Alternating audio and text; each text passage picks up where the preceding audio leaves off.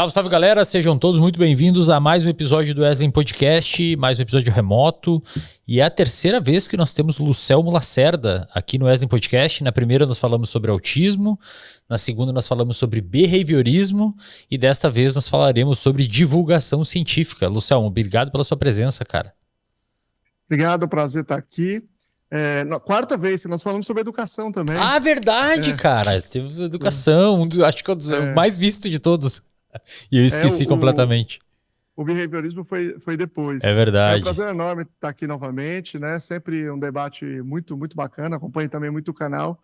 Então, mais um dia aí que conversa com certeza vai Legal. ser show de bola. Inclusive o episódio sobre educação, acho que é um dos episódios que mais tem comentários concordando com a pessoa que eu entrevistei.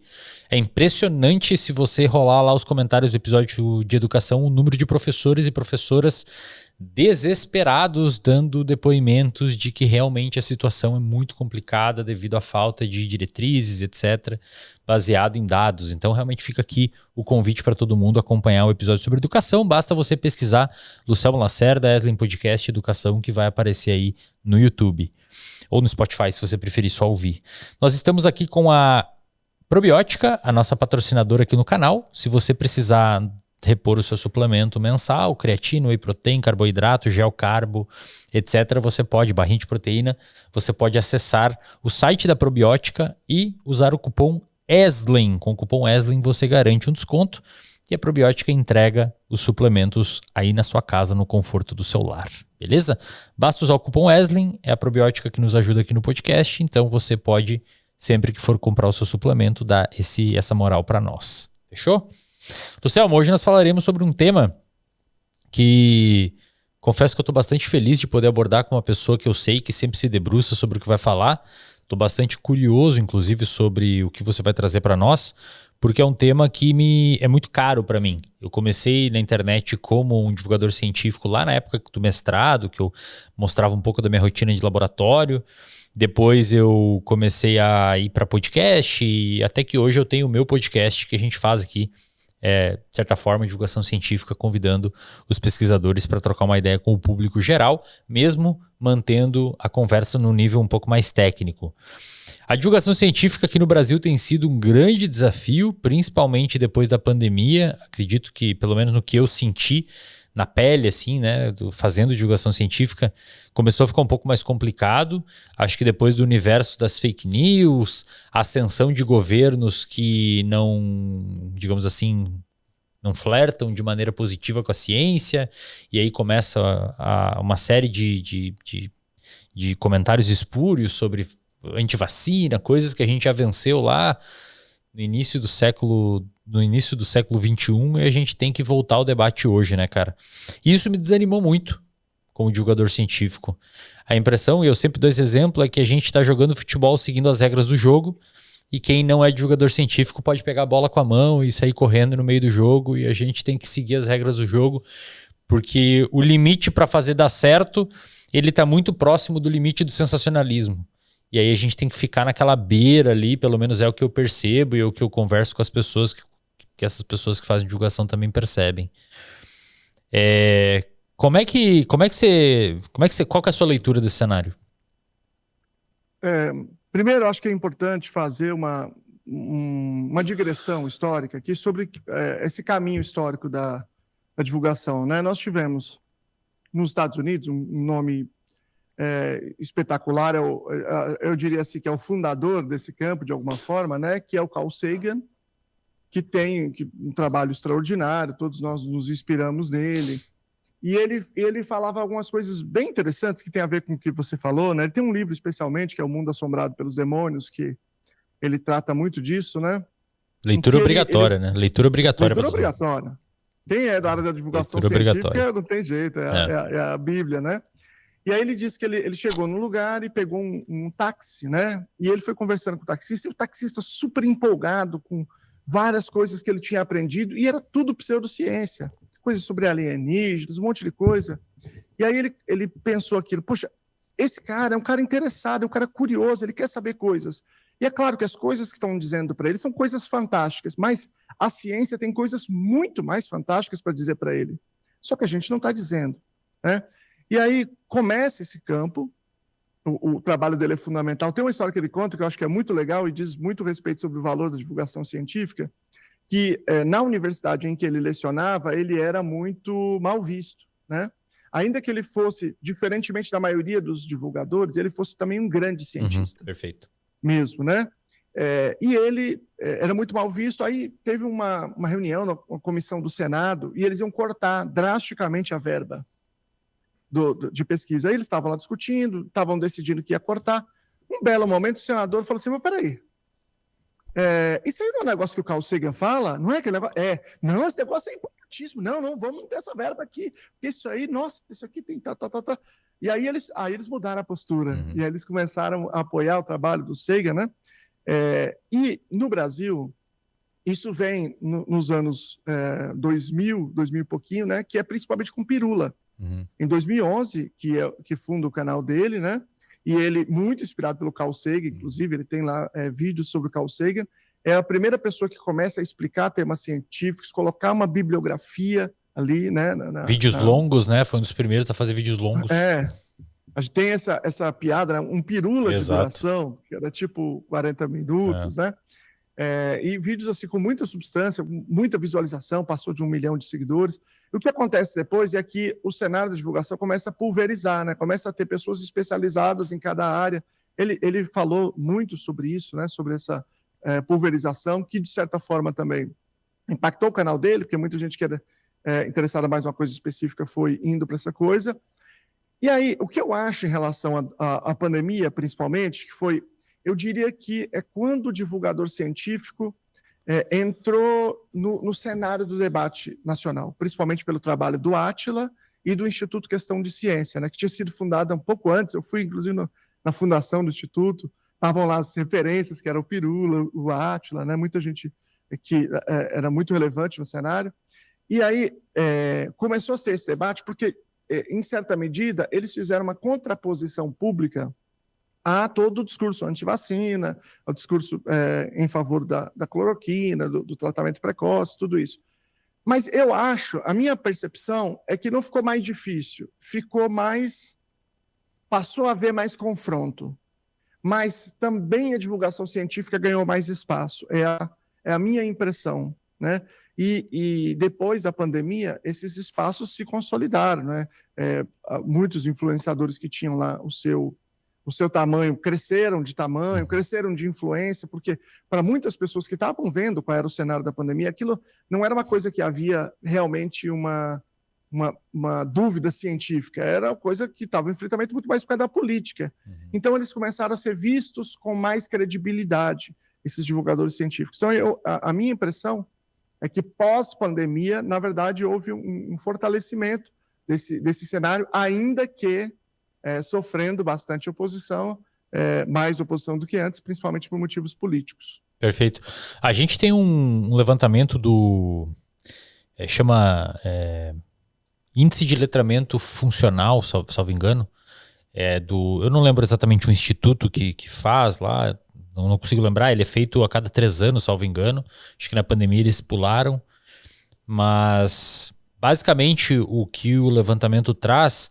Ele não tenta necessariamente ver a capacidade, a alfabetização das pessoas, ele tenta ver a funcionalidade dessa alfabetização. Então, como as pessoas conseguem interpretar determinados textos ou gráficos, etc. Esse levantamento ele divide as pessoas em alguns segmentos, as pessoas em níveis, né, até o nível 4. Aí o nível 0 é o nível de analfabetismo, e eles rastrearam que tem mais ou menos 9% das pessoas analfabetas que conseguem escrever o próprio nome só e alguns poucos números, até o último nível, que é plenamente funcional, que é o que eles chamam de um sujeito capaz de se expressar plenamente com símbolos e palavras. Neste último nível, salvo engano, o último levantamento, consolidando o que ocorreu de 2016, se eu não me engano, 9 a 10% de pessoas se enquadram nesse último nível. A gente vê um efeito da educação, quanto maior eles fazem com pessoas com pelo menos 4 anos de escolaridade, então não tem ninguém ali que nunca foi à escola, são pelo menos 4 anos de escolaridade até o pós-doutor. Existe quando você vê os segmentos, você vê um nível de influência da educação, quanto maior a educação da pessoa, maior a chance dela estar em plenamente funcional. a alfabetização, mas os dados apontam que, na média dessas pessoas estudadas, 60% a 65% não conseguem interpretar um gráfico de correlação. Tipo assim, aqui é peso, aqui é altura, tem uma flecha assim, me explica esse gráfico, eles não conseguem. Tem um lá que é para você tentar criar hipóteses sobre o que o gráfico está mostrando, e eles usam, inclusive, o gráfico de projeção de aquecimento do clima, do clima da Terra. Aí, assim, são três cenários, né? O cenário ruim, o cenário que está acontecendo agora e um cenário bom onde a gente reduz as emissões. E aí tem o tempo, você está aqui. E aí até aqui é uma linha só e depois abrem 3 linhas. Me explica esse gráfico. Acho que 7% das pessoas conseguiram criar algum tipo de explicação. Então o que o relatório aponta, e quando você lê a discussão é bem interessante, é que as pessoas elas não conseguem pegar entendimentos básicos científicos, e aí o científico aqui não é paper, etc., é esses entendimentos mesmo, e transferir para a sua vida pessoal. 55% da amostra disse não conseguir ou fazer com dificuldade interpretar um exame de sangue mesmo com os valores de referência, que são coisas básicas do dia a dia, né? Será que isso não dificulta, cara, o jogo para nós, divulgadores? Eu acho que dificulta muito. E facilita muito. para os outros, no caso, né? Com discurso fácil? Eu acho que dificulta muito, muito. E não só isso, ele impõe, no meu entendimento, pelo menos, certas obrigações.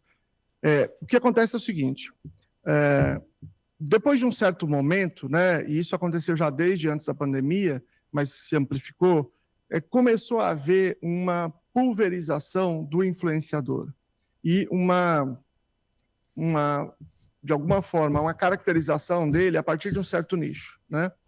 E dentro de cada campo, me parece que tem surgido também essa perspectiva, que é a de um nicho de alguém que está falando para alguém que está iniciando no assunto, que nunca tinha ouvido falar, e aquele que é uma pessoa que tem muito mais letramento já, que consegue compreender muito mais coisas. Por exemplo, é o público para o qual eu falo, né? Eu tenho claro, eu faço esforço sempre para ser acessível, né? Mas eu falo de coisas complexas e muitas vezes, muitas pessoas comentam, eu não entendi as palavras que você utilizou, né? E aí, eu entendo o que a pessoa está me dizendo, só que eu tenho que fazer opções, porque com aquelas palavras, eu posso utilizar aquelas palavras, mas aí eu vou deixar de falar com outro público.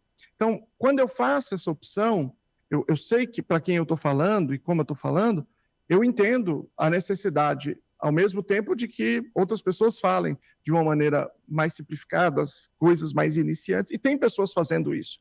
Então, eu acho que, em primeiro lugar, existe uma vantagem de a gente ter construído esses nichos em vários tópicos para que as pessoas possam ter acesso a diferentes níveis de debate. Mas a segunda coisa é a seguinte, que talvez eu ache mais importante, né? Tem algumas pesquisas bem interessantes sobre o que o influenciador faz, o que o motiva. Tem, inclusive, um estudo recente, acabou de sair uma revisão de literatura brasileira, né, 2025, que é do Bezerra e outros. E aí tem lá, por exemplo, as pessoas têm principalmente 2 grandes motivações. Uma é levar o conhecimento científico, né, o resultado de pesquisas, por exemplo, às pessoas. Então, saem pesquisas novas em várias áreas sempre, e aí aquele público que é interessado naquilo ali, obviamente, não acompanha os papers, as revistas, né? E aí você traduz ali, interpreta para a pessoa e leva para ela.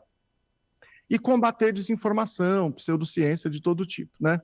Mas eu entendo que isto é insuficiente. No meu trabalho, eu sempre considerei que há mais uma tarefa, e talvez ela seja até mais importante, que é ensinar para as pessoas, minimamente, metodologia e filosofia da ciência.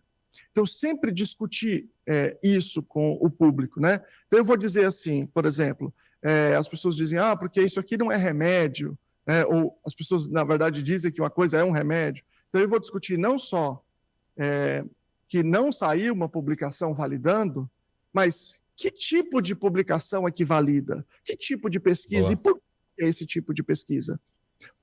Daqui a pouco a pessoa entra em contato com outro discurso e ela não precisa ver no meu canal se eu já falei sobre esse assunto. Ela vai lá e olha, diz, não, mas esse tipo de pesquisa não determina esse tipo de coisa. Esse foi sempre um acento que eu tive, porque a ideia é que você não fique consumindo o influenciador que você gosta de ciência. É que você tenha autonomia, né, para você, de fato, assistir, entender e, em um certo momento, você ganhar a possibilidade de você interpretar.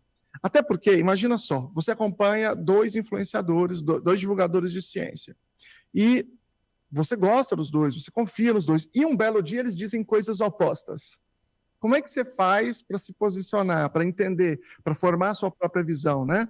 Então, se você tem esse mínimo, essa relação mínima com a metodologia, não estou dizendo que ninguém tem que virar do cientista, mas tem que ter essa noção mínima, né? Recentemente, eu recebi um artigo para eu poder revisar. E você já tinha me feito o convite, então até calhou, que era de uma revista americana. Eu vou explicar, porque a revista é americana, o autor é japonês, então não tem risco de ficar sabendo por causa do duplo cego, né? E ele estava falando sobre como é que as pessoas consomem conteúdos, principalmente ao vivo, né? Depois ele comparou com conteúdos que não são ao vivo também, na internet. Então, nos 6 primeiros meses, as pessoas estão basicamente testando. Elas entram aqui, entram ali, elas vão entrando quase sempre em pessoas novas. Depois de 6 meses, ela estabiliza. Então, grande parte do tempo dela na internet é o que eles chamaram, né, no artigo de assistir recorrente, né? Então, a pessoa ela desenvolve uma certa lealdade, uma certa confiança naquela pessoa, naquela pessoa que está fazendo ali conteúdo online, né? E isso pode levar a um processo em que, num certo momento, isso já aconteceu 1000 vezes, né? A pessoa pode começar a divulgar conhecimentos que são distintos do que tem nas evidências científicas e ainda assim conseguir ser influente em pessoas que estão ali para beber da ciência, né? E principalmente quando a pessoa às vezes muda o tópico que ela está discutindo dentro do campo científico, né? Então é muito importante o letramento, aí eu vou dizer assim, não é exatamente funcional, mas metodológico, filosófico, científico. Eu me debrucei muito. É um passo além, né? É um passo além do funcional. Um passo além. Não há a menor dúvida. É um passo além que eu entendo que o funcional não resolve este problema da interpretação desses estudos. Perfeito. Como é que você acha que é uma boa ideia a gente ter nichos diferentes de pessoas que ensinam para pessoas com diferentes demandas?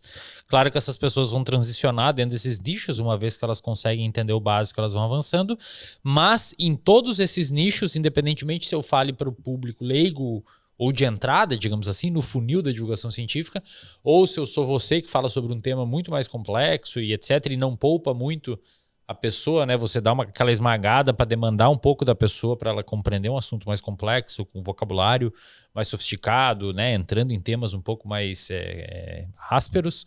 Você acha que do iniciante ao avançado, todos eles deveriam ter uma linha horizontal na qual todos eles, o denominador comum dessa divulgação seja ensinar filosofia da ciência e metodologia? Desde lá do começo. Eu entendo que sim, só que é claro que você vai discutir em níveis mais básicos, né? Então você vai, assim como você está discutindo resultados de pesquisa mais básicos, também a discussão de metodologia é mais básica. Então, por exemplo, num certo momento, e até foi um trabalho que eu fui fazendo, né, também, né? Num certo momento, eu falava da importância de como que era uma revisão sistemática com meta-análise. Então eu discutia isso. Então eu vou procurar isso. Depois de um certo momento, eu fui discutir o que era isso, né? Porque, de certa forma, eu percorri também esse caminho no canal, né? Depois discutir o que é, porque uma revisão sistemática pode ser ruim, outra pode ser boa. Então, o que eu tenho que observar? E agora, eu tenho uma discussão sobre que tipo de estudo que a revisão sistemática está considerando. Por exemplo, no nosso caso, se é só ensaio controlado randomizado, se é o delineamento do sujeito único, por que eles são importantes ou não são. Então, eu entendo que esse é um aspecto que sempre tem que estar presente, né, em diferentes níveis. Aí, quando você está falando público avançado, você vai discutir Popper, você vai discutir as escolas, né, estatística. Depende também do que você está discutindo, né? Tem alguns campos que são um pouco mais complexos. Então, eu entendo que isso tem que ser um denominador comum. Se você não fizer isso, você tem grande chance de gerar uma relação de comunidade que é uma relação quase religiosa, E eu acho que o nosso papel como divulgador científico, aí precisa entender até o que é isso, né? É justamente fazer o contrário, né? Criar autonomia para as pessoas terem um posicionamento crítico, né? Eu li um livro recentemente do Jonathan Haidt, chamado Geração Ansiosa, que ele debate o que está acontecendo na internet, a influência da internet, né? Saúde mental, principalmente das redes sociais, saúde mental dos adolescentes e tal. E tem um momento lá que ele explica que um dos grandes perigos da internet hoje, principalmente para públicos mais jovens, e aí a gente sabe que tem todo um background neurobiológico por trás, no qual os públicos mais jovens, especialmente ali os adolescentes, final de adolescência, eles se importam mais com a opinião dos pares do que os adultos, né, por conta da neurobiologia, etc. E ele explicou um viés que eu nunca tinha lido, nunca tinha ouvido falar, chamado viés do prestígio. Ele diz que evolutivamente a gente tende a valorizar mais ou dar um crédito maior para as pessoas que socialmente obtiveram prestígio, porque é um atalho cognitivo que nos poupa um pouco de esforço de entender se aquela pessoa no mérito merece ou não o prestígio que a gente, ou a confiança que a gente está dando para ela. A gente meio que terceiriza, já que outras pessoas dão prestígio para essa pessoa, intuitivamente muita gente, especialmente quem tem um crivo um pouco mais aberto, dá também prestígio para aquela pessoa. O Jonathan Haidt diz que isso é um dos grandes problemas hoje da rede social, porque não sei como é fora, mas o que a gente acompanha aqui no Brasil, e o Brasil é um dos maiores usuários de rede social do mundo, né? E esses programas, geralmente A Fazenda, Big Brother, que envolve vida de pessoas, bomba muito aqui do Brasil, né? Mais do que fora, porque o brasileiro gosta dessa parada mais calor de saber o que tá rolando na vida da galera. Inclusive, tu vê no próprio Instagram as páginas com 30, 40, 50 milhões de seguidores, geralmente são páginas de fofoca, ou são influenciadores que mostram o dia todo, como, por exemplo, a Virgínia, né, que tem 55 milhões de seguidores, e mostra todos os detalhes do dia dela, etc. Ou essas páginas Choquei, Alfinetei, etc. Léo Dias e tal. Dito isso, cara, o viés do prestígio, né, a cultura do Brasil de gostar de ver a intimidade da galera. Você acha que o divulgador científico ele deveria utilizar estrategicamente dessa fonte para angariar o público para gostar da pessoa, mas aí ela utilizar isso para conseguir pelas beiradas ir colocando ciência na vida da pessoa, ou isso vai incorrer necessariamente no que você acabou de criticar anteriormente, que é criar uma comunidade religiosa e as pessoas admirarem a pessoa e não a ciência que ela está explicando? Eu não sei se eu me fiz claro. Claro, não. Teve um estudo experimental sobre divulgação científica, um estudo bem interessante, de 2023, Zhang e Lu. E eles foram medir, eles fizeram... Lucelmo, todos os estudos são Zhang e Lu, cara. Sempre tem... Não vai ajudar nada isso daí, cara. Sempre tem o Xiu lá, os caras chineses... Mas tudo bem. Mas Z-H-A-N e Lu. Aí não vai ter jeito. Mas você colocar lá, divulgador científico, você vai conseguir, em inglês, né? Mas é verdade. Isso tá na hora de a gente ver pesquisas de várias áreas. Sempre, tem sido muito impressionante. Recorrente. E aí eles fizeram um estudo experimental, que foi assim, eles faziam postagens que eram fictícias, e com muitas variações, e mediam como as pessoas se comportavam em relação a elas, de divulgação científica. E tem algumas coisas que faziam as postagens terem mais sucesso e terem mais credibilidade. Então, por exemplo, se o tom era acessível, se havia uma coisa que era clara, visual e autêntica, assim, uma coisa que não era genérica, que tinha um apelo visual, bem feito, se o discurso era de ganho, teve mais do que se fosse de perda. Por exemplo, faça isso para dormir melhor, faça aquilo é bom para você vai perder peso, né? Mais do que se você fizer isso, você vai se dar mal, se você fizer aquilo, você vai ter uma doença lá. Então, isso era mais vantajoso. E o outro era você falar de coisas pessoais.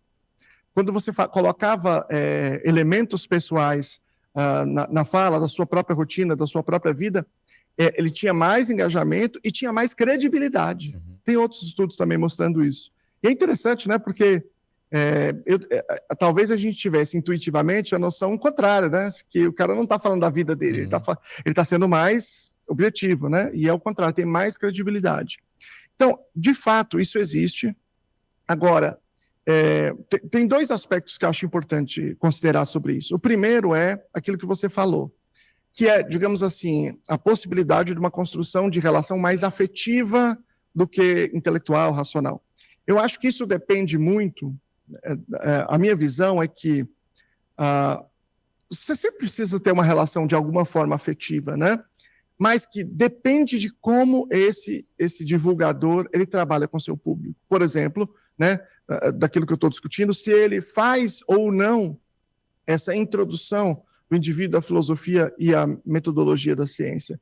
Se ele fizer isso, eu entendo que isso não seja um problema, né? Ainda que essa construção de comunidade tenha esse aspecto mais afetivo, né? E, inclusive, se você pensar na metodologia de pesquisa em si, né, ela é muito pouco apaixonante, vamos combinar, né? Igual ler uma bula de um remédio, né? Bagulho, sei lá, manual de instrução. Eu, na universidade, a disciplina que eu mais dava aula é metodologia da ciência. Então, eu dizia que a minha tarefa era mais difícil, porque você está discutindo uma coisa que é muito contra-intuitiva, ninguém é apaixonado, ou quase ninguém é apaixonado por isso, né? E a segunda coisa que eu acho, um outro problema, é a questão da privacidade. Por quê? Porque você tem, num certo nível, as pessoas podem ficar tão empolgadas com alguém que podem, talvez, perder um pouco dessa noção, desse limite entre alguém que eu admiro e alguém que ela acha que é próximo, sei lá. Existe, né, uma relação muito, muito afetiva, né, assim, às vezes demasiado. Então, você pode fazer isso. Eu sempre trabalhei com a ideia de uma espécie de pseudo-intimidade. Então, quando eu vou compartilhar uma coisa que é pessoal, eu me pergunto, esta coisa faz sentido para o que eu estou falando, né? E esta coisa vai, de alguma forma, me prejudicar, pode eventualmente me prejudicar, de alguma forma eu perco algum espaço de privacidade. Eu vou dar um exemplo para você. Eu estava, num certo momento, viajando, ia dar uma palestra numa outra cidade, a gente quer que as pessoas acompanhem, né? As pessoas acompanhem essa jornada, elas gostam disso justamente por essa questão cultural que você abordou. E aí eu parei na rodoviária e eu comi, peguei um pedaço de pudim e eu peguei um café. Daí eu tirei uma foto, postei, acho que talvez até fosse Facebook na época, acho que era. E coloquei um clássico de rodoviária aqui a caminho de São José do Rio Preto, que eu vou falar, não sei o que, não sei o que, não sei o que. Cara, esse negócio do pudim com café, isso faz sei lá quantos anos. Até hoje tem lugar que eu vou e as pessoas me dão um pudim. É isso aí. Inclusive, eu parei de falar, olha para você ver, de vez em quando eu postava assim, eu parei de falar porque às vezes eu ia no lugar, tinha 6 pudim grandes. E pudim não dá para você guardar, né? Assim, você tinha que pegar um pedacinho de cada uma para não desprestigiar as pessoas e tal. E aí eu faço essa administração do que é de pessoal que você pode compartilhar e que não viola a sua privacidade e aquilo que faz. Ontem, por exemplo, nos stories, eu postei aquele resumo do Spotify que eles fazem todo ano, do que você ouviu e tal. Então eu postei. Qual que é o problema disso? Nenhum, a gente pode conversar sobre música, o que eu de fato gosto, o que eu estou ouvindo e tal. Então eu acho que, em primeiro lugar, eu acho que é uma coisa positiva desde que você faça um trabalho de educação de metodologia e filosofia da ciência, e acho que pode ser positivo do ponto de vista da vida do influenciador se ele tiver esse cuidado para preservar a sua privacidade. Eu acho que hoje na internet, e aqui falando internet, principalmente rede social e principalmente o Instagram, né? Que acho que é a rede social que a gente mais utiliza e é mesmo uma rede social diferente do YouTube e tal, que é um pouco diferente. Cara, eu não sei assim se é o meu algoritmo, o algoritmo das pessoas que eu convivo, mas a impressão que dá é que a galera... Primeiro, a impressão que dá é que o debate da rede social hoje virou uma grande plataforma de vendas ou uma grande inflamação política. É assustador. Você posta um negócio, cara, não tem nada a ver com nada. Aí tem alguém lá, faz o L aí... O Bolsonaro não vai poder ir dessa vez, hein? Tem nada a ver com política, cara.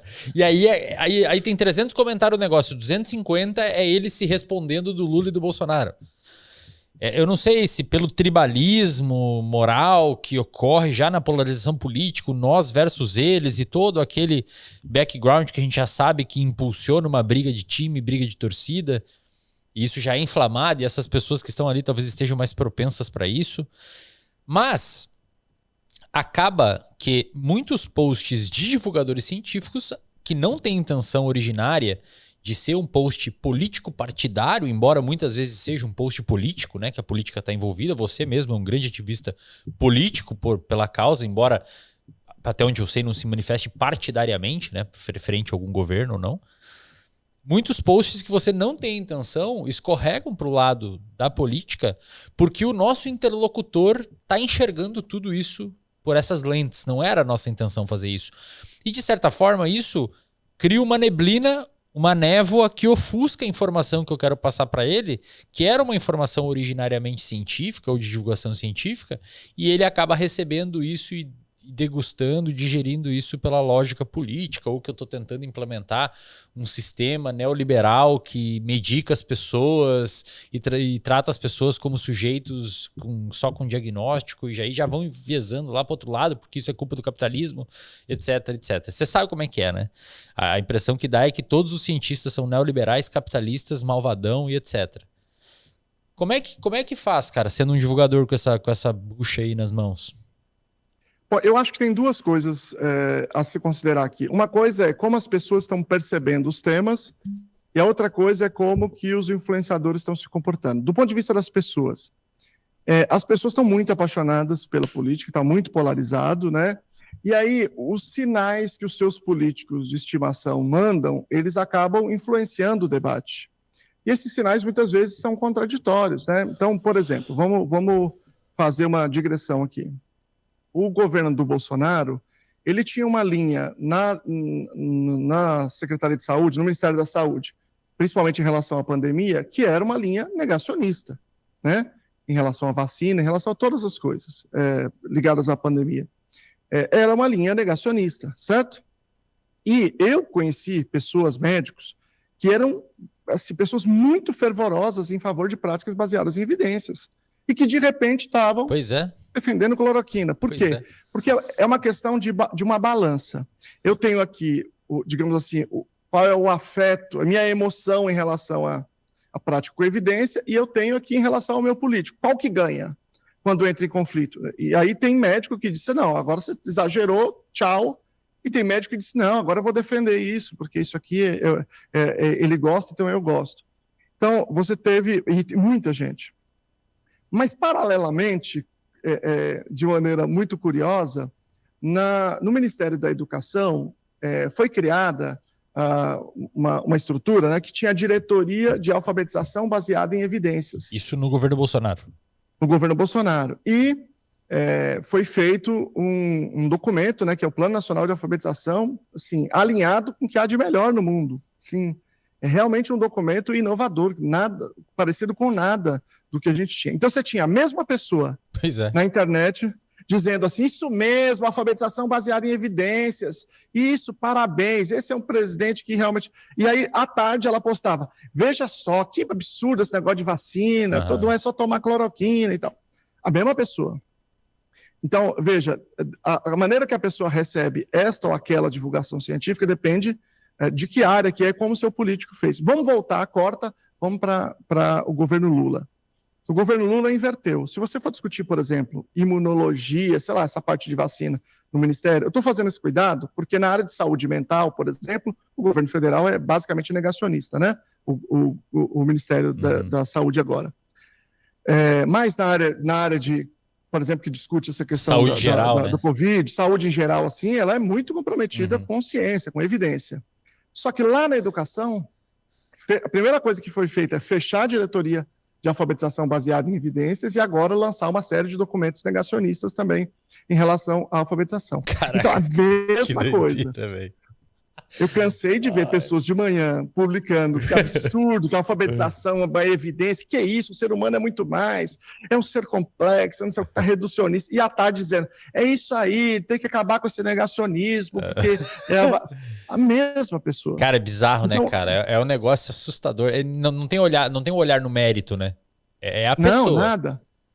Se o meu político de estimação falou, então tá falado. Que merda. Quer dizer, imagina, eu entendo que, por exemplo, se o seu político de estimação fez uma uma fala sobre qual é o valor de um outro movimento, sobre talvez qual a política pública seria mais interessante. Legal. Agora, o político dizer qual remédio você tem que tomar, agora o político dizer qual é a política de saúde mental, qual é o profissional é um negócio que é absurdo, né? Então esse é um aspecto do público, que também é influenciado e recebe melhor ou pior. E existe uma outra coisa, que é como o influenciador, o divulgador científico, também participa dessa polarização. Ele não é imune a essa polarização, né? Então, agora eu não vou falar nome de ninguém e não vou citar exemplo de nenhum partido. Mas eu conheço pessoas que se radicalizaram, direita e de esquerda, de ambos, e que fazem divulgação científica, e quando toca em um tema que diz respeito àquilo que é uma pauta do seu grupo político, aí esquece essa conversa de ciência. Aí eles pegam qualquer dado, falam qualquer coisa e não importa a ciência. Aí ficou para trás. Eu tenho visto muitos casos como esse, e com bastante preocupação, né? E isso significa que quando a pauta entra em algum nível em contradição com o seu desejo político, né, seu afeto político, as pessoas estão sendo mal informadas. As pessoas estão recebendo um conhecimento, porque ela fala de ciência. Um belo momento ela fala um negócio que é o oposto do que a ciência tem descrito. Por quê? Porque você tem que olhar o estudo, tem que ver qual é a metodologia dele. E aí você tem que entender também que os próprios cientistas que estão produzindo e que estão publicando, muitas vezes estão publicando por conta dessas paixões, ou por conta de coisas que são proibidas, não se pode falar, são tabus. Você não pode defender essa ideia. Então isso acaba produzindo um ciclo vicioso, em que certas informações circulam como se fosse ciência. E isso é uma coisa muito difícil de você combater, porque você não tem como impedir que os divulgadores também participem dessa radicalização social, né? Eles são membros, são participantes do contexto cultural em que a gente vive. Então, esses dois fenômenos, eles são fenômenos que eu considero grandes desafios para a divulgação científica, né? Essas paixões políticas que têm prejudicado todo mundo, né? A sociedade como um todo. Mas, digamos assim, nesse campo da divulgação científica, eu diria que é um lugar especialmente preocupante, porque esse é um campo que supostamente deveria ser, não é neutro, porque neutralidade não existe, todo mundo sabe disso, mas ele deveria procurar uma certa objetividade. Mesmo o indivíduo tendo as suas convicções políticas, eu não acho que esse é o problema, a pessoa pode defender qualquer grupo, eu não vejo nenhum problema com isso. Aliás, eu não faço essa coisa de, ele é de tal grupo, então a ciência dele não me interessa. Para mim não tem nada a ver uma coisa com a outra, que é outra coisa que eu detesto.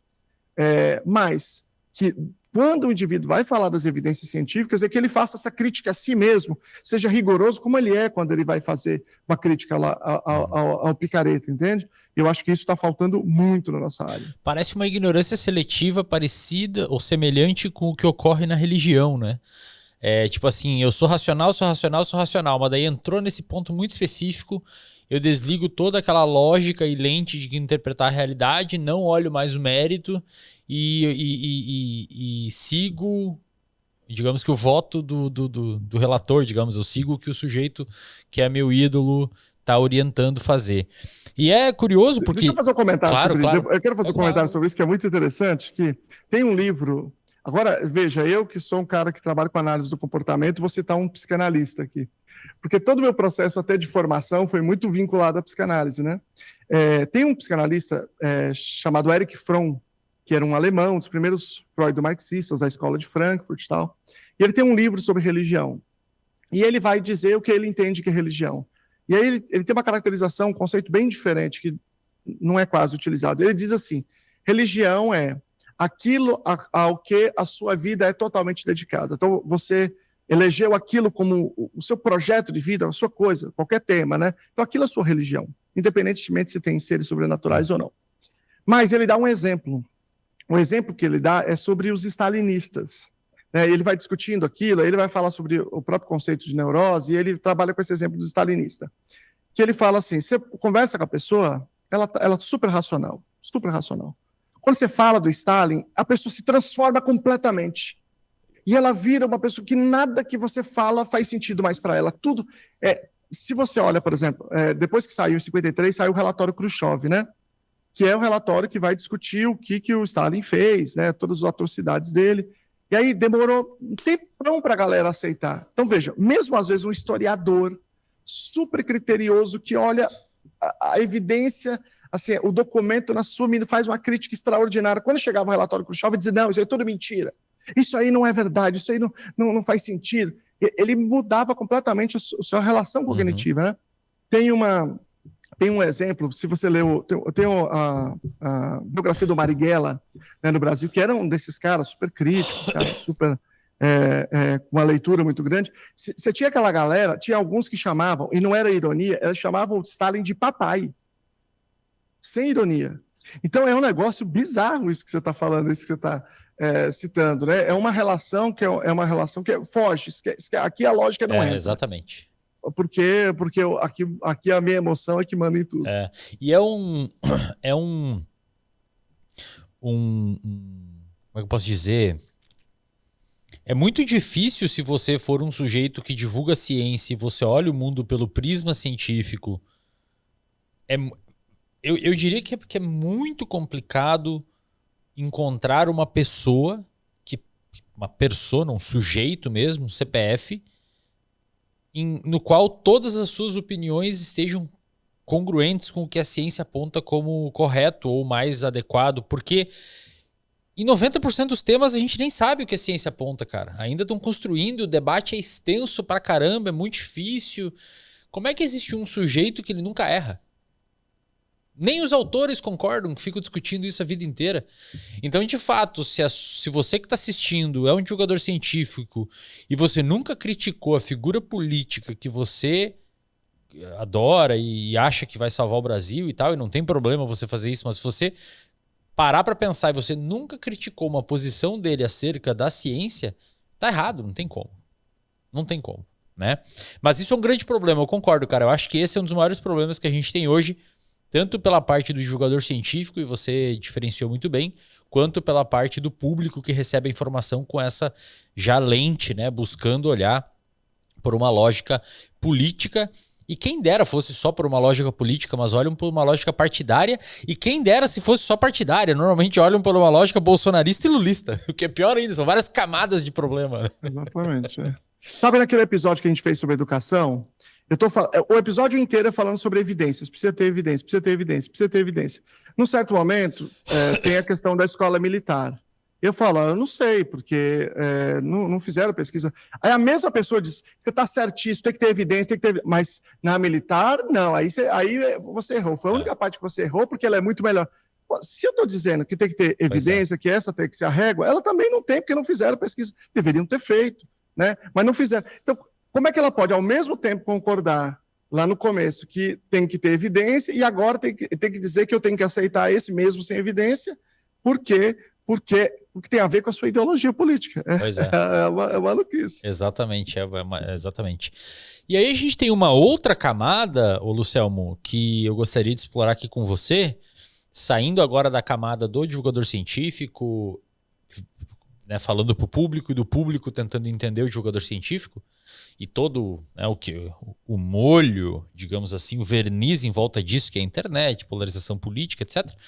Mas eu queria pensar uma outra camada que talvez seja menos interessante para o público que está assistindo, mas pode ficar aqui a título de curiosidade, que são discordâncias entre os divulgadores científicos, né? Assim como no campo da direita existem discordâncias no campo da direita, assim como no campo da esquerda, ou assim como nas torcidas do Grêmio, do Inter, em qualquer universo onde as pessoas criam uma gremiação para tentar defender uma causa, existem sujeitos que discordam ali dentro, né? Mesmo todos estando, entre aspas, no mesmo barco. Você recentemente foi personagem aí de um caso que ocorreu, né, na internet, no campo da divulgação científica propriamente, de uma treta dentro desse barco dos divulgadores, que ocorreu com o pessoal do Nunca Vi um Cientista, né, que é um canal do YouTube, que é umas meninas que divulgam... Elas têm algum nicho, desculpa a ignorância, ou eles... Não, geral, assim. É geral. O que ocorreu? Como é que foi aquilo? O canal Nunca Vi o Cientista, como eu disse, ele é um canal geral, né? Ele trata de vários temas. Eles fizeram um vídeo sobre autismo, Cana Bonassa, um vídeo muito bom, né? E achei muito importante chegar a mais pessoas, que tem um público muito amplo. E, inclusive, estava lá na descrição do canal que eles tiveram uma assessoria de alguém e o vídeo ficou muito legal. E, num certo momento, eles fizeram um segundo vídeo com a Laura Marise, que é uma outra das cientistas, né? E, inclusive, ela depois contou no Flow, que foi um vídeo que ela fez um roteiro muito rápido, porque ela dominava aquela questão farmacológica, realmente, sobre o Tilenol, que é um dos aspectos citados no vídeo. O vídeo é sobre por que o autismo está aumentando. Porque há um discurso, né, e era recente aquela altura, de que era o Tilenol. Mas o vídeo era sobre por que está aumentando. E aí o Tilenol era, digamos assim, um mote, né? E nesse vídeo, não tem outro roteirista, não tem consultoria, pelo menos não que eu tenha visto, né? E aí o vídeo, ele é um vídeo bem extenso, né? E ele fala de várias coisas em relação ao autismo, e depois ele trabalha com a questão do Tilenol, né? Explica a questão do Tilenol, que estava correto. Mas, no vídeo tinha duas coisas que estavam corretas, isso e uma outra questão em relação à genética e epigenética, nos casos de questões de desenvolvimento, e havia 8 informações, 8 coisas erradas no vídeo. 2 não havia nenhum problema, mas 6 coisas eram muito sérias, pelo menos no meu entendimento, eram muito sérias, né? Lembra um exemplo, só para saber o que... Então, eu vou dar um exemplo, vou citar uma frase, né? Só para não dizer que eu estou com uma interpretação. A apresentadora estava dizendo que estava fazendo outra crítica, porque tinham apresentado o Leucovorin como remédio para autismo. E ela disse, como se fosse uma doença para ser tratada. Pegando aqui um recorte para ficar claro. Então, a ideia é que só pode se tratar se for doença. E essa ideia é uma ideia que é muito complicada, ela é uma ideia equivocada. Veja, aqui não é uma questão de divergência, é um erro, no meu entendimento. Então, por exemplo, o autismo é um transtorno, né? Essa categoria formal do autismo realmente não é uma doença. Mas isso não quer dizer que não precisa de remédio, né? Você pega, por exemplo, a ansiedade, que também é um transtorno, tem remédio, depressão, esquizofrenia. Se a gente pega os transtornos, né, o TDAH, grande parte deles tem remédios disponíveis. Uhum. Por que naquele caso do Leucovorin não era um remédio? Não era porque não há nenhuma pesquisa mostrando que aquilo funcione. Então, este era um argumento correto. Não, ele apresentou como se fosse um remédio, isso estava errado, porque não é um remédio, porque não demonstrou efetivo. E não porque não era doença. Isso é muito sério por 2 motivos. Primeiro, porque tem um público de pais, e tem uma dessas pesquisas aqui que foi feita no Brasil esse ano, que ela vai trazer qual é o público que consome o conteúdo dos divulgadores científicos, que é estudantes universitários, professores de universidade, são adultos curiosos com ciência e profissionais e pais, que estão relacionados a um tema de saúde. Então, você tem aí um problema que tem a ver com pais que podem ouvir aquilo e dizer, não tem que procurar tratamento, porque não tem tratamento, porque não é doença. Então, existe uma influência muito grande, né, nesse discurso, principalmente quando vem de cientistas. E você tem também estudantes, pessoas que estão na universidade ou que são professores, que poderiam pesquisar sobre isso, poderiam pesquisar sobre outros remédios, por exemplo, né? O Brasil tem potencial para isso, teve pesquisas importantes aqui, algumas pesquisas internacionais, nós tivemos um estudo multicêntrico, núcleos aqui, teve estudos também brasileiros lá na URGS e tal. Então, quando você diz isso, que é um equívoco, isso pode gerar danos, né? Veja, muitas pessoas falam sobre autismo, todos os divulgadores praticamente já fizeram algum vídeo. De modo geral, o vídeo pode ter um detalhe ou outro, né, assim, uma imprecisão ou outra. Nesse outro vídeo que eu falei para vocês que eles tinham feito, tem imprecisões lá. Mas são imprecisões irrelevantes, assim, não tem nenhuma implicação, né? Mas essa tinha uma implicação importante. No outro momento, ela disse que estudos observacionais, por definição, não demonstram causalidade. Olha, se isso for verdade, a gente não pode afirmar que vacina não causa autismo, porque são estudos observacionais que demonstram que não causa, né? Porque existem certos critérios para você considerar relações de causalidade com estudos observacionais. Aí você tem, enfim, tem vários critérios lá. Entre outras, tem várias outras, né? Tinham seis erros ali que eram erros sérios, né? Que, no meu entendimento, e eu expliquei isso no vídeo, tinham repercussões que eram repercussões... Pois é. Aí, só para o público entender, você fez um vídeo resposta, né? Eu fiz um vídeo de resposta, um vídeo bem grande. Por quê? Porque o público que as assiste é um público, claro, com maior letramento científico, está mais interessado no debate, e, obviamente, elas têm uma repercussão muito grande. Eu sabia que as pessoas iam questionar, que eu as estivesse ali discutindo o que elas tinham falado, e eu fiz um vídeo grande explicando por que essas coisas eram erradas, né? Depois elas fizeram uma resposta no Instagram, uma resposta assim, rápidas, assim, mostrando assim, que elas não receberam bem, né? Isso, com um tom assim, uma ironia e tal, né? E eu fiz um outro vídeo dizendo, olha, eu reitero aqui que eu acho um canal muito importante, eu acompanho desde o começo, deve ter sido um dos primeiros inscritos, né, do canal, acompanho, assisto sempre, mas que eu mantenho a posição de que isso é um problema. Agora, grande debate aí sobre isso, e aí eu acho que são coisas diferentes em relação à divergência, que a gente pode discutir depois. Eu acho que a grande questão... Eu não quero entrar no mérito, tá? Quem tá certo e errado. Eu quero discutir, à luz da divulgação científica, o que dá para trazer. Sim, mas aqui eu quero, desse ponto de vista, eu quero discutir depois a questão da divergência. Tá. E nesse caso também, assim, houve um grande debate sobre a capa, ao título, sei lá, os comentários, mas eu não vi um grande debate que tenha apontado que essas coisas de fato não estavam erradas. Eu não vi, assim, né?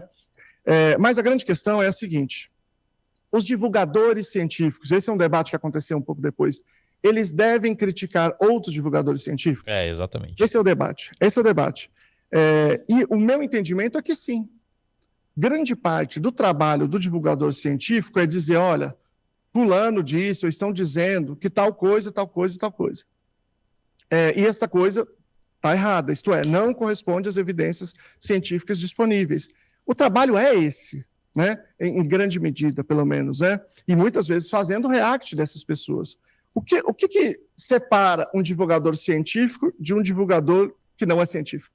Se ele está falando... por exemplo, várias pessoas dizem que estão falando de ciência. Muitos picaretas falam que estão falando de ciência. O que separa um divulgador científico do não científico? É porque aquilo que o divulgador científico fala, quando você vai olhar para a literatura científica, ela corresponde, ela tem um grau de correspondência mais alto. Enquanto aquelas pessoas que a gente vai criticar mais acentuadamente, quando você olha o que eles falam e o que está disponível na literatura científica, não coincide. Você tem uma divergência ali. E eles estão falando que é ciência. Porque se eles não disserem que é ciência, é outra coisa. Mas eles estão dizendo que é quando não é. Então, a gente precisa primar por aquilo que a gente está falando, de fato, ser uma coisa que corresponde às evidências. E, na ciência, a divergência é muito importante. A divergência faz a gente crescer, faz a gente corrigindo. Por que a ciência é esse conhecimento extraordinário, cumulativo, né? Porque ela vai aprendendo com seus erros, ela tem um mecanismo interno de contestação. Então, alguém propõe alguma coisa e essa coisa eventualmente pode se mostrar verdadeira num certo período, né? Você pode acumular evidências de que ela é verdadeira. Depois alguém propõe outra coisa, que pode ser uma formulação mais precisa, mais global de novos fenômenos que você descobriu, e assim avança. Então, na medida que a gente tem essa ideia de que os cientistas não podem ser criticados, isso é muito, eu entendo que é muito perigoso para a área, né? O que eu acho que a questão que está colocada é qual é o tom desta crítica. Se você, por exemplo, é ofensivo, se você faz deboche, isso eu acho que é complicado. Aliás, eu acho isso complicado de qualquer forma, mesmo você fazendo com pessoas que claramente estão divulgando pseudociência. Eu, Lucelmo, provavelmente já fiz isso também, né? Assim, involuntariamente ou antes dessa minha reflexão, mas assim, eu faço um esforço muito grande para fazer uma discussão, mesmo quem está assim, divulgando uma coisa que é muito equivocada, com o máximo respeito possível, né? Então, neste caso, obviamente, nesse caso que a gente está discutindo aqui do Nunca Vi o Cientista, eu fiz uma questão de elogiar o trabalho, de dizer o quão importante era o trabalho delas, né? mas discutindo essa crítica, né? Então, eu acho que tem muito mais a ver com a postura. Essa postura é importante. Mas a ideia de que divulgadores científicos não podem ser contestados, eles também não, a gente não pode discutir, eu acho uma ideia muito perigosa para o nosso campo, né? Tem um debate, esse debate que acabou acontecendo um pouco no Brasil depois dessa minha postagem, é um debate que já aconteceu nos Estados Unidos, vem acontecendo, mas aconteceu principalmente alguns anos atrás, de maneira muito forte em relação a vários canais, né? Várias discussões, que é justamente assim, você tem um canal muito grande, e esse canal grande que fala sobre vários temas, e, obviamente, ninguém sabe sobre todos os temas, e não é um problema isso, né? Porque você tem pessoas que são consultores, como eu dei o exemplo aqui lá do primeiro vídeo sobre o autismo. Só que, às vezes, por vários motivos, você não consulta essas pessoas, né? Nesse caso que eu estou contando, você tem, inclusive, redatores que não são cientistas. Então, tudo bem, a pessoa entende ali mais ou menos, mas ela muitas vezes perde muita coisa, né? E aí, começou a ser veiculado coisas erradas nesses grandes canais de milhões de inscritos. Um deles, muito criticado, foi o Veritasium, né? E isso criou esse debate. Eles podem ser criticados ou não podem ser criticados? Esse é um debate. O outro debate é a relação entre simplificação e erro, que aí é uma grande questão. Como eu disse para você aqui sobre o estudo que foi publicado, estudo experimental, né? Você tem a acessibilidade como um elemento fundamental para o sucesso da divulgação. Então, beleza, você tem que ser acessível, você tem que ser didático, certo? Agora, simplificar é diferente de você errar. Então, qual é o limite entre os dois? É muito difícil. Agora, quando você faz afirmações categóricas sobre uma coisa, então isso é um problemático. Então, por exemplo, só essas coisas, no vídeo que eu estou discutindo aqui, foram dito que só certas coisas, assim, bem peremptório, que são aquelas que causam o aumento do autismo. Estas coisas que foram discutidas foram ditas de maneira peremptória, elas correspondem a 60% do aumento, né? Então é quase, sei lá, uma quantidade muito grande de erro, quase 100%, de diferença, as pesquisas mais robustas, né? Quando você fala de um tema e você faz uma afirmação peremptória, que, como você disse, né, os cientistas fazem afirmações peremptórias muito não é comum eles fazerem. Então, neste caso, por exemplo, se tivesse dito assim, ó, os principais motivos, de longe os principais motivos são esses, estava tudo resolvido. Você não precisa explicar quais são os motivos, qual foi a pesquisa que mensurou isso, como essa pesquisa foi feita, porque aquele não é o foco que você quer dar naquele momento, embora o vídeo fosse sobre isso, né? Porque o autismo está aumentando, talvez valesse a pena fazer isso. Mas quer usar uma outra coisa como mote, porque é uma coisa que as pessoas estavam discutindo, que era a questão do Tilenol. Eu entendo isso, que você tem que construir de uma forma que as pessoas vão assistir. Então você pode ser simples sem errar. Eu acho que essa é a divisa. Como você disse, né? Não tem como a gente não errar, né? Eu estou fazendo esse canal já há muitos anos, o meu canal, né? O canal Lunaba. E é claro que eu já errei, né? Muitas vezes, por quê? Você pode dizer assim, não, você fala só de um nicho. Sim, mas eu falo de autismo. Autismo tem 1 milhão de coisas para falar, mundo, né? É um mundo, né? Então, se eu falar, eu falo às vezes de genética, às vezes de farmacologia, às vezes de educação, às vezes de, sei lá, de análise do comportamento, são muitas coisas diferentes. Então, eu não sou especialista em uma coisa, eu sou especialista em autismo de modo geral, digamos assim, né? No final das contas, porque eu tenho que ler muito sobre esses temas, que já é difícil, portanto, quer dizer, quanto maior, mais provável de você ter dificuldade. Mas, é claro que já errei. Então, o que eu faço? Às vezes as pessoas me corrigem e ótimo, que aí eu deixo de errar, né? Ou às vezes eu mesmo percebo que eu errei e aí eu começo a corrigir, né? Falo disso que estava errado, discuto isso. Eu acho que é um processo natural você fazer isso, né? Você pode fazer isso tanto você, né? Percebendo isso, quanto dialogar com a comunidade. Eu acho que isso é uma grande coisa. E é um desafio você caminhar para isso. Se você pega os meus vídeos lá no começo, por exemplo, tem muito mais erro do que hoje. Erros, assim, de Na hora de simplificar, você errar. Na hora de fazer afirmações demasiado peremptórias, ou até coisas que eu não sabia também e achava que sabia. Então, tem todo tipo de erro. E à medida que vai passando, você vai encontrando formas mais didáticas para simplificar, sem que essas simplificações, de fato, sejam um problema de que você está passando a informação que não seja tão precisa. Uhum. Eu acho que o grande debate que rolou ali no teu vídeo React às meninas foi realmente o que eu mais vi, inclusive de outros divulgadores científicos se posicionando nos comentários e em vídeos e tal, foi: pô, a gente já é meio que pequeno, aí a galera da pseudociência e da não ciência, etc., eles são mais unidos que nós. Se a gente não se unir agora, significa que, putz, se a gente ficasse criticando... Foi meio que esse o tom, né, do papo. O que eu penso, né, meu lado de cá agora? Eu já sofri demais, né, Selmo? Puta, cara, xingamento. Já teve gente que me xingou na DM, outros divulgadores científicos, outros profissionais da saúde, xingamento feio assim mesmo. E, enfim, já foi. Eu realmente eu penso assim... Acho que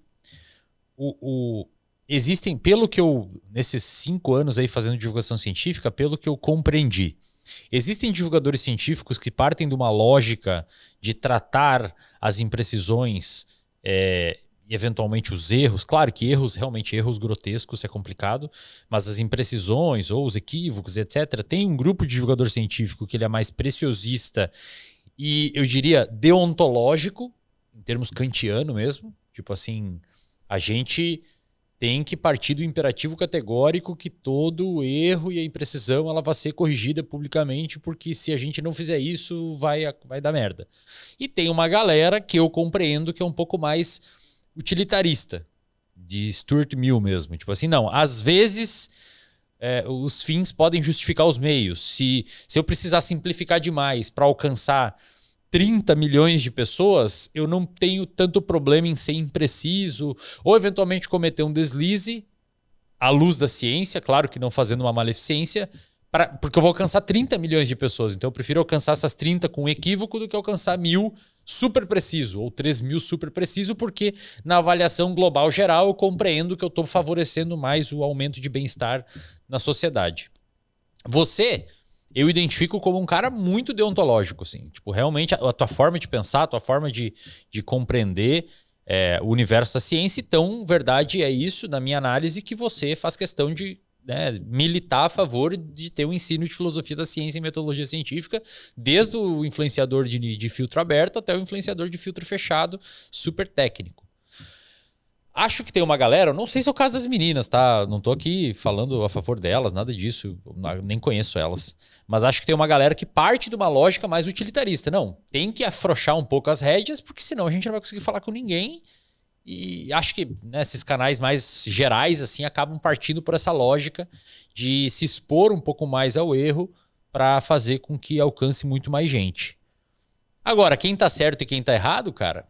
É um grande debate, né? Eu acho que da filosofia, deontologia e utilitarismo até hoje não se entenderam, então.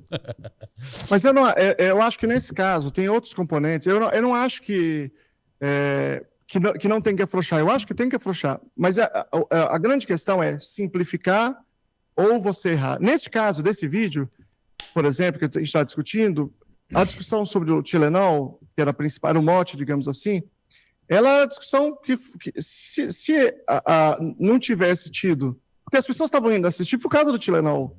E não para saber qual era a proporção de meninos e meninas, não era para saber outras coisas, era para saber isso. Então, essas coisas não eram necessárias, entende? Mas vou te dar um exemplo. Deixa eu repor. Desculpa te interromper.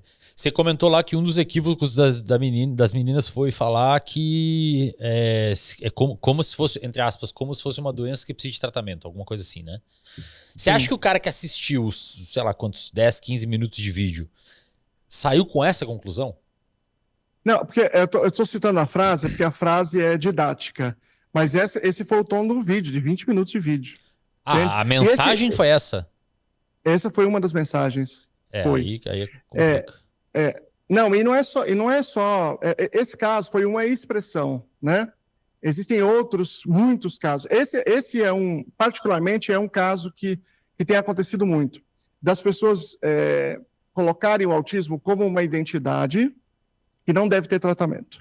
Então, veja, uma coisa é uma coisa que não tem um debate sobre. Por exemplo, se fosse só a questão... Na minha cabeça eu imaginei que era uma frase perdida no meio do vídeo equivocada pra caramba. Entendeu? É que eu estou citando para finalidade didática. Entendi.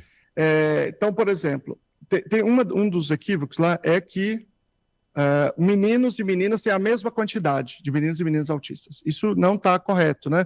Meninos é no mínimo 100% a mais, provavelmente 300% o valor. É um erro, é uma diferença muito grande, mas não é um erro que tem consequências Perfeito. Importantes, né? Assim, agora, este debate sobre se tem ou não tratamento, eu vou te dar um exemplo, tá? Se você entrar hoje em todos os processos, todos os processos judiciais de famílias de autistas contra planos de saúde, porque os planos de saúde não tá dando tratamento. Qual que é o principal argumento? O principal argumento é não tem que ter tratamento, é um modo de ser. Não tem, porque não é uma doença, não tem que ter tratamento. Nós temos que pegar as pessoas e entender a sua especificidade, essa sua diversidade. Então, eles usam esse como principal argumento. Então, veja, nós estamos falando de um argumento que, em primeiro lugar, era desnecessário para a finalidade do vídeo, porque se você vai dizer que o Tilenol não causa, está corretíssimo, não há a menor dúvida, né? Eu já tinha feito um vídeo sobre isso àquela altura, explicando a mesma coisa, né? E os argumentos eram, inclusive, muito parecidos. Mas você está falando de uma coisa que, se você falar para todas as famílias que estão perdendo os direitos, milhares e milhares e milhares e milhares, isso é muito importante, a construção desse consenso. Porque isso não acontecia há poucos anos, né?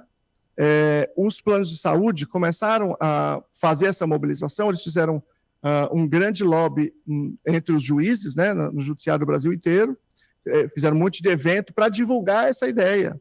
Então, não é um debate, não é um preciosismo, é provavelmente o maior debate que existe no mundo hoje sobre autismo. Entendi. É que, desculpa, eu não assisti o vídeo delas, então eu tô perdido. Achei que você tinha pensado uma frase específica, que elas se equivocaram, mas a mensagem do vídeo não tinha sido essa, entendeu? Não, e se fosse esse o caso? Se fosse uma frase específica equivocada nesse nível, como se fosse doença que precisasse tratar, e todo o resto do vídeo fosse sobre Tilenol, no sentido do cara que está assistindo não sair com a conclusão que não é uma doença, por exemplo. Elas cometeram um erro grave. Sim, não veria. Não, eu acho que a questão não é se o erro é grave ou não. A questão é, sendo um erro, o quanto que ela é capaz de influenciar. Entendi. A defesa da tese, digamos assim. Entende? Então, porque se fosse uma coisa pontual, que, como você está dizendo, foi uma frase e passou, tudo bem. Não tem problema, assim, não há, porque eu estou sendo utilitarista também, então eu estou perguntando qual é o potencial disso em relação a quem está atingindo. Entende?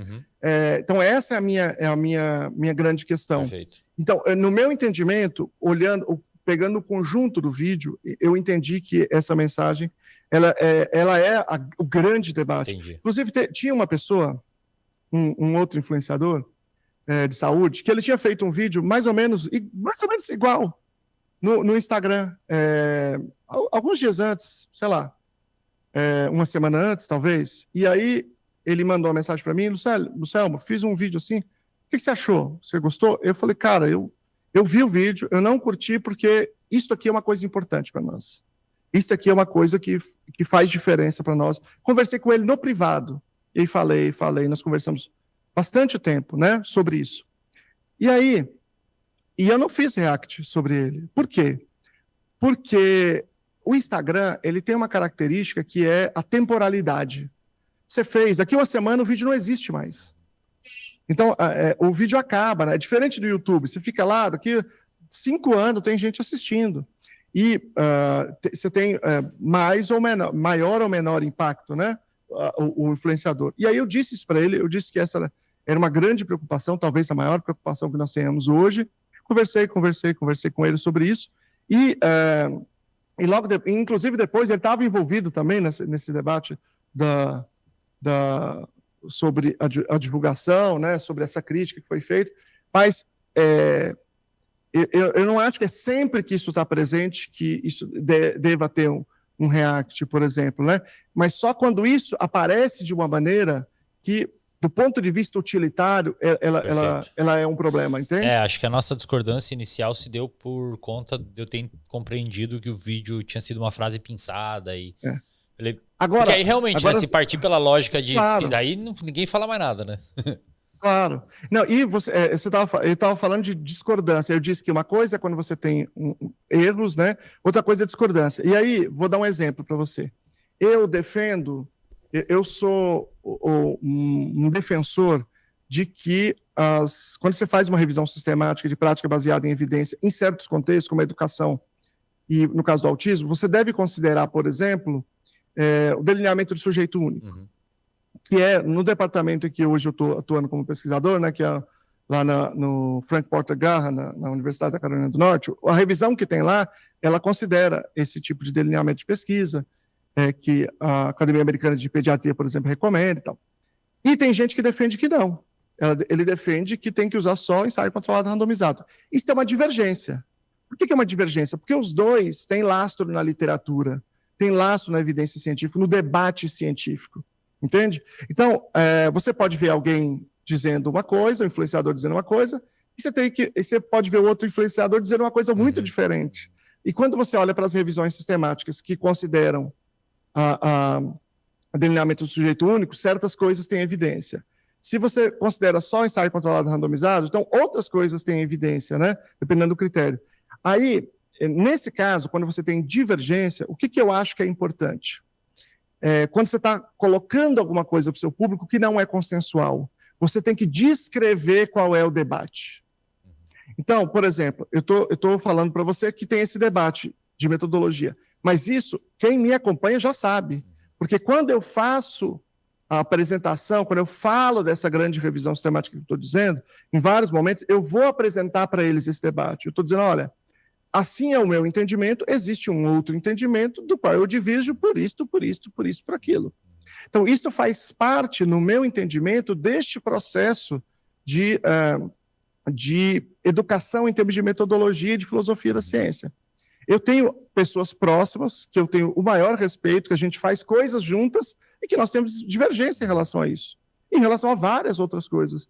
Então, eu acho que é um processo também de educação do público, de entender o que é a ciência e que a divergência é parte inexorável da ciência. Boa. Eu acho que o público, infelizmente, entende apenas como uma treta e muito pouca gente olha com esses olhos, mas eu concordo com você. Só que dado até esse aspecto cultural, tipo, tretaram, não sei o que, o pessoal deixa o mérito de lado e vai pro lado da treta. Por isso que treta alcança mais gente. Lucelmo, deixa suas redes aí, cara. Como é que o pessoal te acompanha? Posso fazer só um comentário antes? Claro, outra coisa que eu acho importante comentar, que é o seguinte, eu entendo que existe uma questão importante, bem central para a gente pensar em termos de divulgador científico, divulgação científica, que é a relação com a academia. O ideal seria que os divulgadores, no meu entendimento, que os professores das universidades que estão fazendo pesquisa fizessem também divulgação, né? Que é o que fazia o Sagan, por exemplo, e muitas outras pessoas relevantes. Mas isso é muito incomum, muito incomum. Em geral, os divulgadores científicos, eles não estão ligados à academia, né? Eles têm a formação acadêmica, mas estão fazendo outras coisas. Normalmente tem formação acadêmica. Isso eu acho uma coisa legal, inclusive. Você pega o Pedro Loos, por exemplo, que faz um canal extraordinário, né, de ciência, ele abandonou o curso de física, não sei se depois ele voltou, mas acho que não, mas para fazer divulgação científica. E todo mundo da divulgação científica, adora o trabalho dele, porque o que ele fala corresponde às evidências científicas disponíveis, de modo geral, né? E é isso que é a régua, no meu entendimento. Eu me lembro de ter visto uma entrevista do Pirula, em que ele dizia o seguinte, que lá no começo, quando ele começou, ele não ia colocar suas credenciais científicas, acho que ele estava fazendo mestrado, coisa assim, que ele era biólogo, que ele tinha uma carreira acadêmica, né? Porque ele dizia, não, porque isso não tem importância nenhuma, porque o que é importante é se o que eu estou falando tem base em evidências, e eu comecei a admirá-lo mais ainda aquele dia, e ele foi a minha referência, foi a minha inspiração para criar o canal. Acho que a maioria das pessoas estão ligadas à pesquisa científica no Brasil. Nós estivemos com ele lá no congresso, né, de psicologia baseada em evidências, uma pessoa muito importante, e acho que é importante dizer isso, né, enquanto está todo mundo torcendo por ele nesse momento, né, momento difícil da vida dele. Mas o que eu estava dizendo sobre a questão da academia, a maioria dos divulgadores não é exatamente um cientista, né, que está na universidade produzindo, até porque a divulgação científica, porque tem poucos, né, acaba exigindo muita dedicação. Mas tem uma diferença fundamental entre dois tipos de divulgadores, eu vou chamar assim. E eu estou chamando de mainstream e outsider, tá? Que é assim, o mainstream, ele vai lá no YouTube e ele fala alguma coisa sobre ciência. E quem está lá na universidade fala, putz, ainda bem que alguém falou isso. Muito bom que alguém tenha falado. Então, por exemplo, você vai lá e fala que a vacina é importante, é relevante, né, que a vacina é segura. As pessoas da universidade de imunologia falam, show de bola, caramba, que bom que tem alguém falando. Você vai lá e fala, enfim, de vários aspectos, e isso é comum na saúde. Agora, quando o Wesley vai lá falar sobre psicologia, né, psicologia baseada em evidências, de modo geral, a universidade vai dizer que é isso, a maioria, né? Não é, eu não sou muito quisto na universidade, digamos assim. Porque pra galera que não entende, não é porque eu faço algo errado, é porque a psicologia é majoritariamente psicanalista. É contra. É contra a prática baseada em evidências e tal. Quando você fala, por exemplo, discute a psicanálise, a grande parte é psicanalista, você pode dizer, não, não sei o quê. Na minha área de educação é ainda mais sério. Então, tudo que eu falo, ou quase tudo que eu falo, né, quando você vai na universidade e vai perguntar, a maioria vai dizer, não, isso é um grande absurdo, está tudo errado, porque não é assim, porque é um positivista e tal, esses papos assim, né? E eu acho que, aliás, eu acho um dos xingamentos mais absurdos, porque o positivismo é um movimento que não tem nenhuma relação com todo o debate que a gente está fazendo. Mas, enfim. Então, o mainstream, o divulgador que é mainstream, ele acaba tendo duas coisas importantes. Ele é mais bem visto socialmente porque ele recebe a aprovação dos cientistas, de quem está na academia, dizer isso mesmo. Então, você tem uma certa confiança nele por causa disso. E aí você tem, por exemplo, mais possibilidades de fazer publi, né, de receber para divulgar alguma coisa. Não estou dizendo que os outros não tenham, como você até fez aí no começo do programa, mas é mais difícil, né? Principalmente de produtos que são muito generalizados, assim, de alcance muito amplo. E você tem mais possibilidade de acesso à imprensa, porque a primeira coisa que a imprensa faz é procurar pessoas que estão alinhadas com o discurso da universidade. Por quê? Porque o jornalista não sabe qual é a evidência, ele não leu o estudo, então ele vai na universidade, ou quem está dizendo a mesma coisa que a universidade.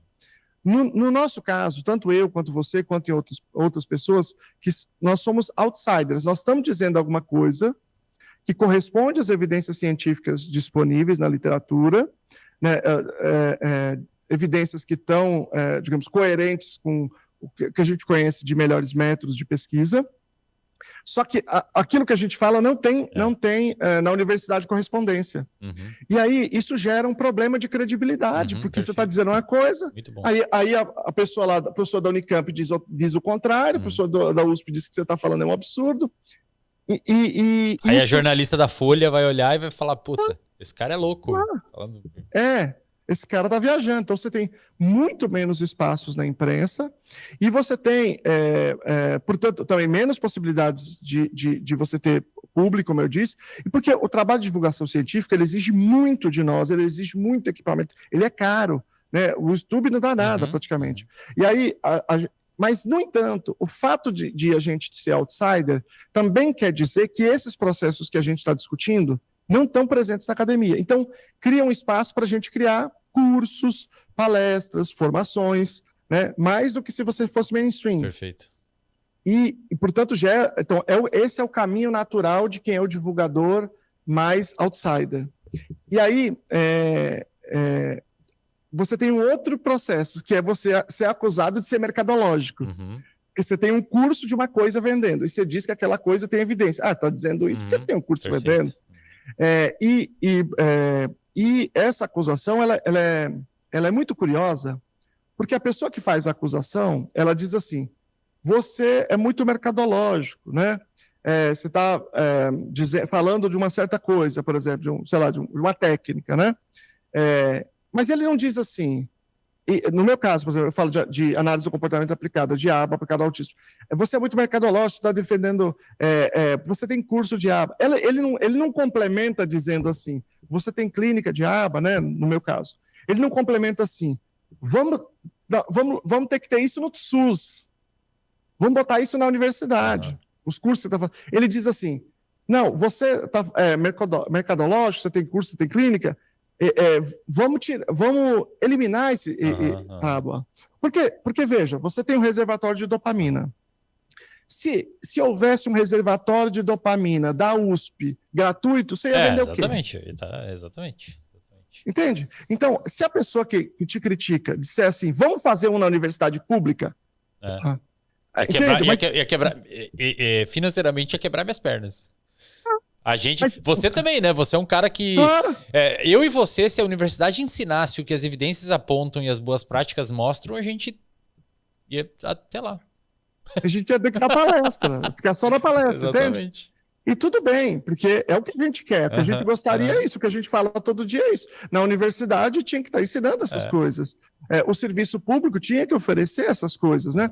Então, veja, essa crítica, eu acho que ela, no entanto, para quem está ouvindo, muitas vezes ela não entende a contradição. Realmente, o Wesley tem um reservatório de dopamina, realmente, o Lucelmo é sócio de uma empresa de curso e uma clínica. Então, qual seria o caminho? Ele teria que dizer assim, bom, o Lucelmo, o Wesley, tem um conflito de interesse, é verdade. Deixa eu olhar essa pesquisa, realmente sustenta o que eles estão falando. Por isso que a gente tem que ensinar as pessoas a ler as pesquisas. Eu falo em um monte de vídeo, desconfiem de mim, está aqui embaixo a referência, leia o estudo, leia sobre metodologia da ciência para ver se essa é uma boa pesquisa ou não, para você chegar à sua própria conclusão. Então, o fato de que existem certas áreas no Brasil que a universidade faz um discurso sistemático, um ensino sistemático, que é contrário às evidências científicas, ele é uma problemática para divulgadores científicos que trabalham com essas evidências desses campos, porque produz um grande nível de desconfiança deles e limita suas possibilidades de sustentabilidade do canal. Perfeito. Por outro lado, abre essa possibilidade de venda comercial, né? Porque não é ensinado na universidade, então tem o ônus e o bônus. Embora eu ache que, por exemplo, na psicologia, daqui 1 ou 2 gerações, a gente vai começar a inverter um pouco a lógica e a galera da PBE vai começar a tomar mais as universidades por conta da formação que tem sido feita hoje dessa base, né? Com a BPBE. Não, por conta do trabalho, como o seu, como o trabalho do Jean, como o trabalho da BPBE. Então, essa galera, o trabalho que eles estão fazendo é extraordinário. Mas nós estamos fazendo agora a Associação Brasileira de Educação Baseada em Evidências também, né? Então, a ideia é fazer várias, mais ou menos inspirada na BPBE, né? Só que na educação, principalmente, é um trabalho de provavelmente muito mais longo prazo do que na psicologia, né? Então, e é o trabalho dessas pessoas que vêm discutindo nessas áreas que eu acho que vai fazer progressivamente a diferença. Exatamente. E assim, o que a gente recebe de relato de professores nas universidades que são mais... encontram os alunos um pouco mais questionadores agora, né? Pô, mas você vai me dar essa referência de 1925? O que tem mais novo? E aí os professores começam, imagina, 30 anos dando a mesma aula, né, cara? E começam assim, os alunos ali perguntando, mas como é que foi feita essa pesquisa? E aí começa a complicar um pouco, né? Tem que voltar a estudar. Começa a mudar, né, cara? Voltar a estudar. Ou seja, isso também implica em um questionamento da universidade, uma pressão sobre a universidade. Imagina o cara está mostrando uma pesquisa que tem uma metodologia absurda, eu falo, mas professor, esse não está enviesada por causa disso, daquilo? Então, de certa forma, a presença dessas pessoas no debate, elas têm mudado essa correlação também dentro da universidade, no campo profissional. As pessoas, os clientes também têm exigido. Eles estão dizendo, mas isso que você está oferecendo para mim tem evidência? Isso que você está... Entende? Você também participa dessa educação da população. Cara, eu tenho um amigo meu psicólogo que fala que recebe às vezes uns pacientes do RD e é complicado, assim, porque se o psicólogo não manja um pouco, fudeu. Ele toma um baile. Ele ficou da vida dele, né? Lucelmo, deixa suas redes aí, cara. Como é que o pessoal pode te acompanhar? No Instagram, Lucelmo Lacerda. É bom ter o nome de Lucelmo Wesley, que é fácil de achar, exatamente. Né?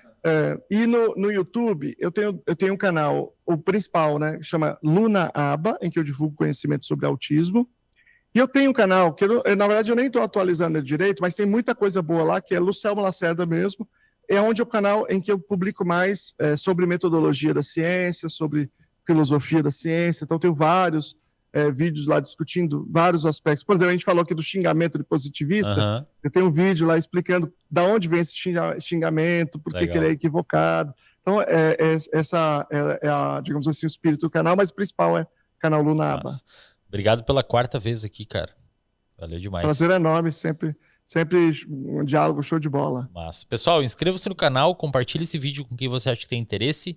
Use o cupom Wesley na Probiótica. Deixe seu like, por gentileza, que é dessa forma que o YouTube impulsiona os nossos vídeos. E você reforça o meu comportamento de voltar aqui fazer vídeo para vocês. No mais, até o próximo episódio e valeu!